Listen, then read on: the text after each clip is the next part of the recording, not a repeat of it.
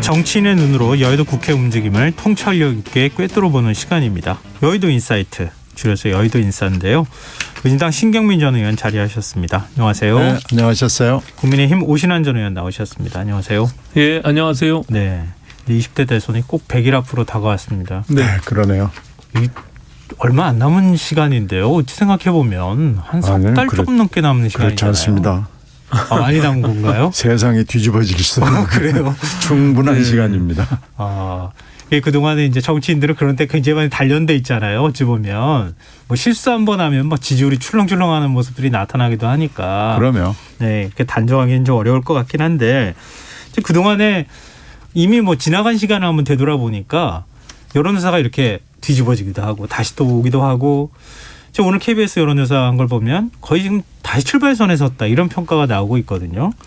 이 지금 5차 범위 안에 접전을 민주당 이재명 후보하고 국민의힘 윤석열 후보가 벌이고 있다 이렇게 나오고 있는데 두 분은 남아있는 100일 동안 최대 변수는 뭐라고 보십니까? 신경민 전 의원께서. 글쎄요, 아무래도 후보들이 문제죠. 지금 현재 역대 비호감 대선이라고 얘기를 하는 이유는 네. 두 후보가 다 후보 리스크가 굉장히 큰 겁니다. 지금 현재 여론조사를 보면 정권 심판론과 정권 재창출론에서 심판론이 우세한 편인데 네. 후보들로 들어가면 비슷비슷하거든요. 지금 한참 컨벤션 효과를 지금 지내고 난 이후에 비슷비슷하면서 이 후보가 약간 열세 지금 이렇게 집약을 할 수 있는데 네. 이렇게 보이는 것은 후보 리스크도 지금 여러 가지가 있는데 사법 리스크로 해서 지리한 특검 논쟁이 기다리고 있고요. 또 하나는 이제 실수, 실책, 실언 뭐 이런 것들이 네. 좀 있기 때문에 아무래도 후보 리스크가 제일 큰 대선이고 이것을 어떻게 극복하느냐라는 것이 관건이겠죠. 이걸 그러니까 누가 덜 못하나. 그렇게 따지면은 잘하나의 경쟁이라기보다는 덜 못하는 경쟁으로 해서 덜 못하는 사람이 이기는 겁니다. 그 어차피 선거라는 게 후보가 나오면 둘 중 한 명 선택하는 거니까. 그렇죠. 뭐 어디서 후보를 새로 만들어서 이렇게 하는 것은 현실적으로는 매우 어렵거든요. 그렇죠. 뭐 예. 교체론도 있고 뭐 단일화론도 있고 그렇습니다만은 단일화는 영향을 주겠죠. 근데 교체론은 현실적으로 쉽지 않습니다. 네. 양당이 다 교체에 관한 특별한 규정이 없거든요. 네. 그러니까 후보가 사퇴하기 전에는 후보를 바꾼다는 것은 거의 불가능에 가까운 일이기 때문에 결국은 후보들이 실수를 하지 않고 그리고 이 사법 리스크를 극복을 해내고 이런 것이 아마 제일 큰 것일 거고요. 단일화는 중요할 겁니다. 그리고 투표율도 중요할 거고요. 이번에 투표를 하지 않겠다, 못하겠다 하는 사람들을 어떻게든지 투표장으로 데려가야 되거든요. 네네. 그것도 후보의 할 일이죠. 예. 그래서 후보를 보고 안 하려고 그랬는데 해야 되겠다라고 설득을 해야 됩니다. 그래서 그런 걸로 따지면 후보들이 할 일이 제일 큽니다. 네. 민주당에서는 윤석열 후보 쪽에 본부장 비리라고 의혹이라고 얘기하잖아요. 리스크가 본인, 부인, 장모 리스크가 있다 이렇게도 표현하는데 지금 이제 후보 리스크가 제일 크다 이렇게 말씀해 주셨어요. 국민의힘 쪽에서 보시기는 어떠세요? 뭐 이제 찍을 후보가 없다라고 하는 일반적인 국민들의 평 그리고 뭐 역대급으로 비호감도가 높은 후보들의 출마로 인해서 사실상 뭐 100일 앞으로 다가왔지만 국민들이 마음속으로는 다들 이렇게 판단을 하고 있겠지만 외형적으로는 거의 무관심한 그리고 워낙 코로나와 지금 경제 상황들 또 삶이 너무 피폐해진 이런 여러 가지 요인들 때문에 네. 대선의 앞이라고 하는 지금의 상황이 별로 이렇게 잘 실감나지 않는 것 같아요. 지금 신경민 의원님 말씀하신 대로 양 후보 모두가 사법 리스크를 안고 있고 또 지금 뭐 검찰과 공수처에서 수사를 진행 중에 있기 때문에 그것이 어떻게 불똥이 튈지를 지켜봐야 될 것 같고요. 네. 그리고 결과적으로 막판에 가면 이게 1대1로 붙으면서 결국에는 1, 2% 싸움이 될 겁니다. 그래서 결코 쉽지 않은 어느 진영에도 쉽지 않은 그 선거가 될 것이고 그렇기 때문에 2030 청년들 또 중도의 표심이 어느 쪽으로 기우느냐가 매우 중요한 그 판가름이 날 것이라고 생각하고요. 네. 그런 점에서 사실상 지금 수도권의 표심과 중도층 또 청년층이 과연 미래 5년 동안 우리 대한민국을 어떻게 그림을 그려갈 것인지에 대해서 그 부분에 대한 판단들이 있을 거라 저는 이렇게 봅니다. 예. 일단 중도층 그리고 청년층 표심을 어떻게 잡느냐 그게 매우 중요하다 이렇게 지적을 해주셨는데요. 일단 뭐 이재명 후보하고 윤석열 후보, 이재명 후보는 광주에 가 있는 상황이고요.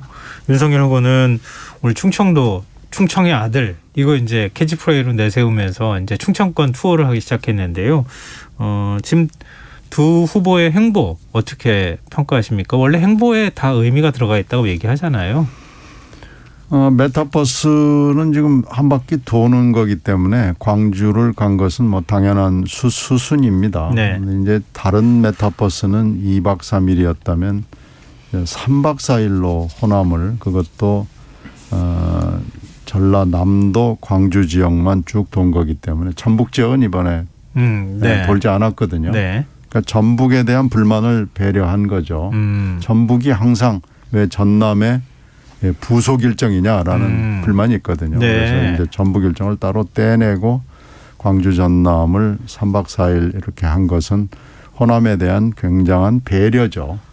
근데 그렇게 될 수밖에 없는 게 지금 호남에서 이재명 후보의 지지율이 역대 다른 대선보다 지금 낮게 나옵니다. 약 20% 정도 낮게 나오기 때문에 네.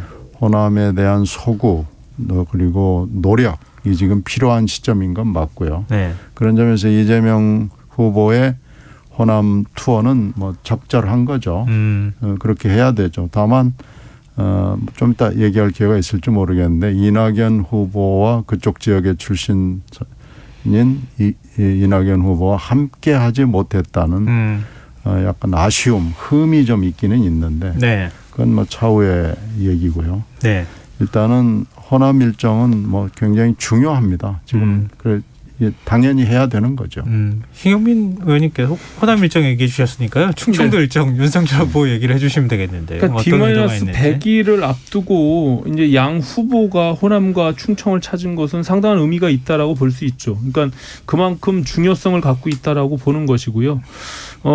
윤석열 후보는 충청의 아들이라고 하는 지금 말씀하신 그런 캐치프레이즈로 결국에는 충청의 표심을 얻게 되면 대선에서 승리할 수 있다라고 판단을 하고 있고요. 또 윤석열 후보에 대한 충청 대망론이 굉장히 내부에서는 많이 표출되고 있지만 실제 지지율로 보면은 그렇게 뚜렷하게 압도적으로 이기고 있지 못하는 측면도 있거든요. 예. 그렇기 때문에 본인이 이제 충청의 아들이라는 것을 좀 더 강조하면서 100일을 앞두고 충청인들의 표심을 얻고자 하는 의도가 있었다라고 보여지고 네. 또 한편으로는 지금 문재인 정부의 탈원전 정책에 차별화된 그래서 원전을 중시하면서 차기 정부에서는 그 안정적인 에너지를 공급하기 위한 원전 정책에 힘을 싣겠다라고 하는 그런 차별화된 어떤 정치적 행보도 같이 수행을 했거든요. 네. 그런 의미에서 보면은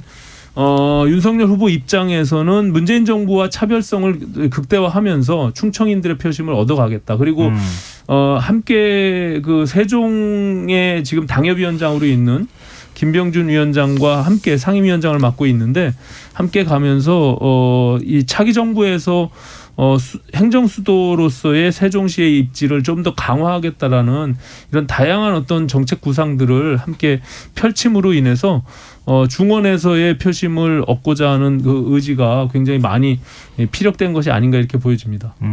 이재명 후보는 충청의 사위를 내세우고 있잖아요. 그렇죠. 충청의 아들과 충청의 사위 중에 어떤 게 더 강하다고 보세요? 두 분은. 사실 충청에서 태어난 건 아니잖아요. 네. 윤석열 후보는 이제 서울이 고향이고. 그렇죠. 네, 이재명 후보는 그러니까 배우자인 김혜경 씨의 고향이 충북 청주잖아요. 충북이고 충남이고 차이도 있고요. 그 부친의 고향이 네, 충북 네, 청주죠. 그렇죠. 네. 부친의 고향이죠. 네. 근데 뭐 선거 때가 되면 뭐 이것저것 다 갖다 붙여서 본인의 유리한 쪽으로 뭐 이렇게 끌고 나가는 부분들이 있는데요. 특히 이제 이번에 이재명 후보가 호남에 간 것은 상대적으로 과거에 지난 대선에 보면 자유한국당의 홍준표 후보가 거의 1~2% 수준으로 호남에서 득표했잖아요. 그런데 네. 지금 여론조사상 이재명 후보가 그런 압도적인 지지율을 받지 못하고 있고 또 윤석열 후보가 상당히 선전하고 있는 그 지지율이 나오고 있거든요. 네. 이제 그런 점에서는 절실함을 갖고 이낙연 전 대표의 지지와 동참을 호소하면서 그것을 중점적으로 피력한 것이 아닌가 이렇게 보여집니다. 그렇죠. 그래서 사실 민주당 후보 가운데 호남의 마음을 얻지 못한 후보는 사실 그 나중에 대통령 되기 어렵잖아요. 그렇죠. 통상 90% 이상을 얻어왔습니다. 네, 그게 뭐 현실이기도 하니까요. 네. 네, 이제 각 당의 움직임을 같이 좀 나눠봤으면 좋겠는데요. 일단 국민의힘 선대위 구성 문제를 얘기를 안 할 수가 없어요. 워낙 사실 뭐 이 문제 가지고 2주 이상 3주 가까이 시간을 쭉 끌기도 했었고요. 김종인 전 비대위원장은 일단은 결합하지 않은 것으로 됐고 김병준 전 비대위원장이 일단 원톱 체제로 가는 것 아니냐 이렇게 보여요. 지금 보이는 게 국민의힘 내부에서는 지금 어떤 얘기가 나옵니까? 일단은 뭐 더 이상 미룰 수가 없는 상황에서 뭐 열어놓은 상태에서 출발을 한 것이고요. 현재로서는 김병준 상임위원장께서 이끌고 나가는 그런 시스템으로 가는 것이고 네. 그 과정에서 사실은 이준석 당대표의 역할이 매우 중요한데 그 부분도 사실은 뭐 언론에서 윤석열 캠프 자체가 이준석 당대표를 패싱하는 거 아니냐 이렇게 보는 시각들이 있는데 이준석 대표 본인은 또 그렇게 생각하고 있지는 않는 것 같아요. 그러니까 뭐 굉장히 쿨한 상태로 본인이 다만 이제 캠프 중심으로 돌아가면서 당대표의 일정을 고려하지 않는 그런 시스템의 초반에 약간의 어떤 좌충우돌이 있는 것뿐이지 그거에 대해서 뭐 윤석열 후보와 이준석 당대표와의 갈등으로 이렇게 확산되는 것은 제가 봐서는 뭐 그렇지 않다라고 보여지고요. 다만 이제 이준석 대표의 일정을 같이 동반하는 일정에 있어서 이준석 대표와 좀 상의가 필요한데 당대표실과 네. 그 부분이 약간 뭐 미스테이크가 있지 않았나 이렇게 보여지고요. 저는 뭐 차츰 이 선대위가 이제 출범하는 시작에서 조금 시간을 지나면서 안정화되리라고 보고요. 다만 그 과정에서 지지율이 지금 11월 5일 날 후보 확정 이후로 컨벤션 효과로 인해서 한 10% 이상 차이가 났던 것이 거의 좁혀지고 있는 상황이잖아요. 네. 근데 이것이 뭐 오늘 어떤 여론조사는 뭐 이렇게 동률을 이룬 여론조사도 나왔는데 이것이 역전되거나 차이가 나기 시작하면 상당히 캠프로서는 조바심이 날 수밖에 없을 거라고 보여지거든요. 그렇게 되면 이제 김종인 등판에 대해서 또다시 이제 내부에서 거론이 있을 것이고 그렇게 되면 또 캠프가 좀 우왕좌왕할 가능성이 있어서 그것이 좀 우려되는 측면이 있습니다. 예. 근데 그러면은 김병준 상임선대위원장은 뭐가 되나 이런 생각을 또 안 할 수가 없는데 계속 지금 플랜 B로 지금 김종인 전 비대위원장을 두고 있는 상황에서 선대가 출발하는 셈이 돼버리니까요. 예, 신경민 전 의원 어떻게 보십니까? 김종인 위원장 때문에 지금 이렇게 3주를 했는데도 결국은 개문발차를 할 수밖에 없는 게 된 거 아니겠어요? 그런데 네. 김종인 위원장을 꼭 모셔와야 되느냐? 김종인 위원장이 없는 선대위는 안 되냐라는 얘기가 그 국민의힘 내부에서 꾸준히 지금 흘러나오는 형국이죠. 근데 저희가 외부에서 볼 때는 김종인 위원장의 장점이 크게 2가지가 있습니다. 첫째는 인사. 네. 이분이 누구 사람을 뭐 끌고 다니면서 자기 개파나 자기 사람을 만드는 그런 스타일이 아니기 때문에 인사를 할 때 보면 야 저렇게 인사를 해도 되나 할 정도의 단호함이 있어요. 그리고 그 인사의 기준이 여론이 나쁘거나 그리고 당내에서 여러 가지 경험칙으로 봤을 때 이 사람은 문제가 있다고 하는 사람을 지위 고하를 막론하고 쳐내버립니다. 그리고 이 사람이 필요하다 그러면은 또 데려오는 장기가 있어요. 네. 또 하나의 장기는 본인이 정책에 있어서 장기가 있고 그러면서 정책과 정무적 메시지가 분명합니다. 이런 두어 가지의 그 굉장히 정치인으로서 뚜렷한 장점이 있거든요. 네. 근데 과연 지금 김병준 이제 그 원톱으로 시작했는데 이분이 이게 있냐 하는 걸로 이제 따져보면 실적이 없거든요. 그리고 앞으로도 잘할 가능성이 그렇게 높지 않다고 다들 당내외에서 보거든요. 그렇게 따지면은 이 100일 남은 기간 동안에 분명히 출렁이는 때가 오고야 맙니다. 그건 뭐 어느 캠프나 다 그렇습니다. 근데 왜 그런데 이렇게 얘기를 한단 말이에요. 국민의힘 내부에서도 이런 얘기가 나오는데 그럼 왜 김병준 상임 선대위원장을 윤석열 후보는 고집했을까요? 근데 사실상 이 선대위가요, 출범하고 그 조직표를 발표할 때만 사실은 선대위원장 이야기가 거론되는 것이지 네. 실제로 가면 이제 후보 중심으로 갈 수밖에 없는 것인데 이제 김종인이라고 하는 이제 독특한 그 캐릭터 그분의 역할이 있기 때문에 네. 사실은 상대적으로 지금 민주당의 선대위원장이 어떤 역할을 하고 있는 게 보이지가 않잖아요, 사실. 네. 근데 이제 김종인 위원장이 왔을 때와 오지 않았을 때의 빈 공간에 대한 것들이 굉장히 크게 여겨지기 때문에 네. 김종인 위원장이 고집을 한 이유가 이제 3주 동안 이렇게 지리멸렬하게 갔던 것이거든요. 네. 근데 아무래도 이제 그 역할을 기대하다 보니까 이제 김병준 위원장이 과연 그 역할을 할 수 있겠느냐라는 이제 의구심이 있는 것이고 또 한편으로는 김종인 위원장이 저렇게까지 전권을 요구하고 있기 때문에 네. 그거에 또 반대하는 세력들이 분명히 있잖아요. 네. 그렇기 때문에 내부적 갈등이 여전히 좀 남아있는 상태고 상대적으로 그럼에도 불구하고 아까 신경민 의원님 말씀하신 그러한 장점들을 갖고 있는 김종인 위원장이 필요하다라고 만약에 생각되는 그 시점이 온다면 네. 저는 뭐 그런 어떤 결단을 또 내릴 수도 있다 이렇게 보입니다. 다시 또 올 수 있다. 네. 근데 시작하기도 전에 외부에서 볼 때 야 이거 큰일 났구나. 아마 흔들리겠구나 하는 게 이제 김성태 전 의원의 기용이에요. 칙릉총괄. 네. 그래서 이제 그 뭐 당연히 올 수밖에 없는 뭐 어쩌고 저쩌고 하는 해명은 했지만 그리고 뭐 잘 몰랐다. 뭐 이런 또 후보 본인의 얘기가 윤석열 후보의 입을 통해서 직접 나왔는데요. 그걸 이렇게 보면서 이건 정말 상식을 거스르는 엄청난 인사고 이 인사의 뒤에 누가 있을까 짐작이 가죠. 네. 그래서 이렇게 하니까 김종인이 필요하구나라는 것을 당 내외에 과시한 겁니다. 그래서 바로 또 김성태 전 의원이 본인의 발로 걸어 나갔는데 이제 그 뒤에 또 이제 장제원 파동이 또 온 거죠. 네네.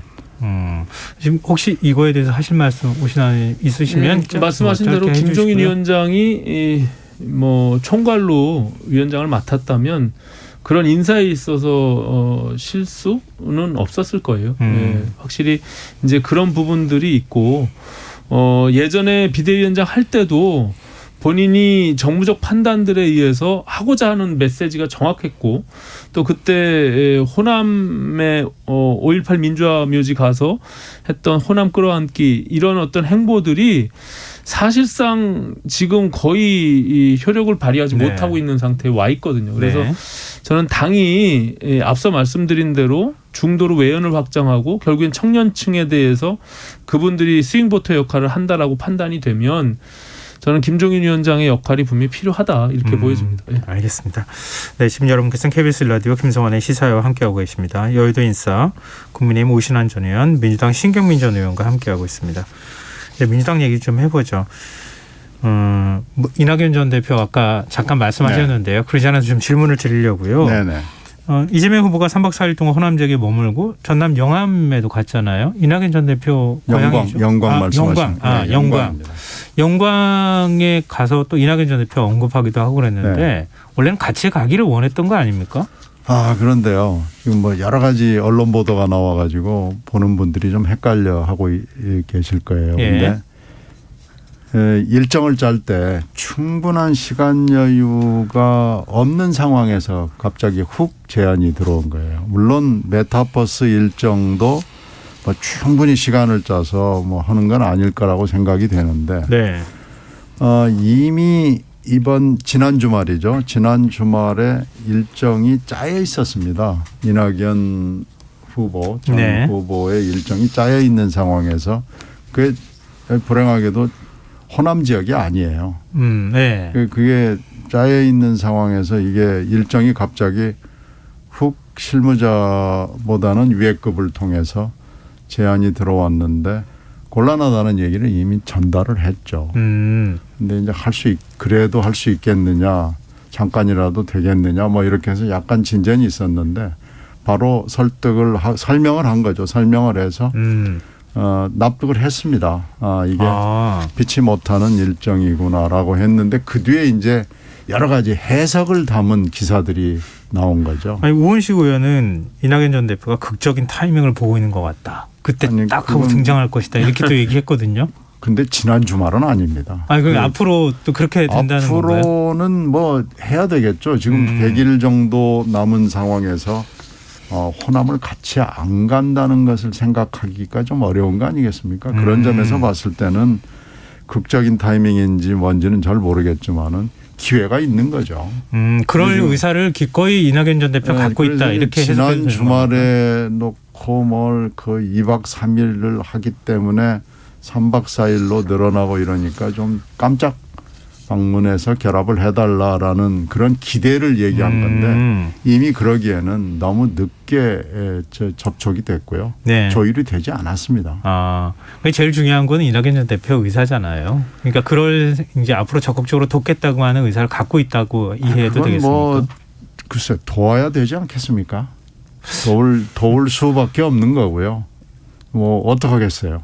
그건 다른 방법은 없죠. 그런데 지금 처음에 광주 지역의 지방신문부터 시작이 됐는데 그것이 중앙지까지 해가지고 이상한 해석과 또 뭐 이상한 전망과 판단들이 오고 가고 그랬는데 그렇게 뭐 이상한 일정 협의는 아니었습니다.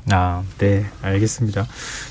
조만간 언제 이낙연 전 대표가 등판을 해서 이재명 후보랑 같이 움직일지 좀 지켜보고요. 오늘 민주당 이재명 후보가 원래 윤석열 국민의힘 후보가 제안을 했던 장업 손실보상 50조 원 공약 그거 받아들이겠다. 그 역제안했어요. 네. 그리고 지금 당장 논의하자 이렇게 얘기를 했는데 그 역제안 어떻게 보십니까? 일단은 이재명 후보가 갖고 있는 본인의 한계를 좀 더 극복하는 이미지, 좀 유연성을 보여주는 이미지 속에서 말은 이제 그 모든 공은 윤석열 후보에게 돌리겠다라고 했지만 실질적으로는 저렇게 되치기 하는 것이 결과적으로 만약 그것이 성사가 된다면 이재명 후보의 공으로 가겠죠. 근데 현실적으로는 쉽지 않은 지금 상황이고요. 어차피 다음 달 2일까지 예산안이 통과돼야 되는데 내년도 예산안에 그것을 담자라고 하는 것이 사실상 현실 좀 불가능한 측면이 있어요. 지금 국회의 상황을 전혀 지금 고려하지 않은 제안이고요. 그런 측면에서는 본인이 이제 재난지원금을 주장하다가 철회했던 그런 부분들에 대한 이미지를 손실보상 예산 증액을 통해서 이슈를 선점하려고 하는 그런 의도가 깔린 것이 아닌가 저는 그렇게 보여집니다. 의도는 그런 의도를 갖고 있지만 실제 현실이 되기는 좀 어렵다. 그렇습니다. 이런 말씀하셨고요. 자, 이번 대선은 2030 청년층이 캐스팅 보터가 될 것이다. 이런 관측이 좀 지배적입니다. 근데 민주당 이재명 후보는 광주 선대위 공동위원장에 만 18세 고등학생을 임명을 했고요. 국민의힘 윤석열 후보는 후보 직속의 청년위원회하고 청년본부를 출범시키면서 청년의 역할을 강조하기도 하고 있는데요. 이 청년층 표심 전략 두 분은 어떻게 평가하시는지 말씀 듣고 아마 마무리를 좀 해야 될 것 같습니다. 두 후보가 다 무지 열심인 것은 알겠어요. 근데 이제 이게 이제 작동을 해야 될 텐데 구동을 하고 작동을 해야 될 텐데 과연 그럴 수 있을 것인지는 두 후보의 접근 방법은 분명히 한계가 있을 거고요. 어떤 점이 이게 그러니까 구동과 작동이 될 수 있을 것인지 정말로 청년들을 위한 정치를 할 수 있을 것인지는 그리고 이제 이 일회성, 과시형 이거에 그치면 안 되는데 네. 서양의 예만 제가 간단히 한 말씀 드리겠습니다. 이 서양에서는요, 이게 이제 미국의 경우나 영국의 경우인데 고등학교나 대학교 시절부터 그 굉장히 적극적으로 당 활동에 참여합니다. 참여할 기회가 있고요. 이 사람들을 키워서 미래의 당대표와 미니스터급을 만들거든요. 이렇게 쭉 그 과정을 설계하지 않으면 이게 일회용으로 끝나고 맙니다. 알겠습니다. 조금 박하게 평가해 주셨어요. 지금 한 1분 정도 말씀해 주셨는데요. 오신환 의원님도. 이번 선거는 명백히 이 2030의 표심이 어디로 작동하느냐에 달려있다고 보여집니다. 네. 여전히 지금 대체적인 여론조사에서 보면 2030의 부동층 표가 가장 많이 높게 나타나고 있고요.